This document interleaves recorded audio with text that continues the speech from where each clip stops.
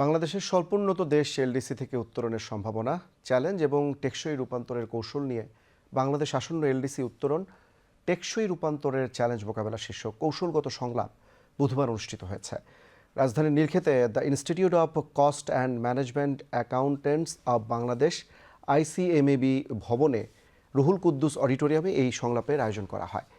ICMAB president Mohammad কাউসার আলমের সভাপতিত্বে অনুষ্ঠানে প্রধান অতিথি হিসেবে উপস্থিত ছিলেন বাণিজ্য, শিল্প এবং বস্ত্র পাটমন্ত্রী খন্দকার আব্দুল মুক্তাদির।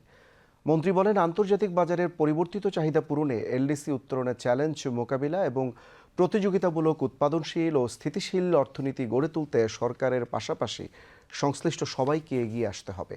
এ সময় আরও উপস্থিত ছিলেন বিজিএমইএর সভাপতি মাহমুদ হাসান খান, রেডিয়েন্ট গ্রুপের চেয়ারম্যান মোহাম্মদ নাসের শাহরিয়ার জাহেদি, জাতীয় রাজস্ব বোর্ডের সাবেক চেয়ারম্যান মোহাম্মদ আব্দুর রহমান খান এবং সিপিডির ডিস্টিংগুইশড ফেলো অধ্যাপক ডক্টর মুস্তাফিজুর রহমান। অনুষ্ঠানে বক্তারা শুল্ক নীতি, বাণিজ্য সহজীকরণ, কাস্টমস ব্যবস্থাপনা, অশুল্ক বাধা, বিনিয়োগ নীতি, রপ্তানি নীতি ও নিয়ন্ত্রক ব্যবস্থার সংস্কারের উপর গুরুত্ব আরোপ করেন।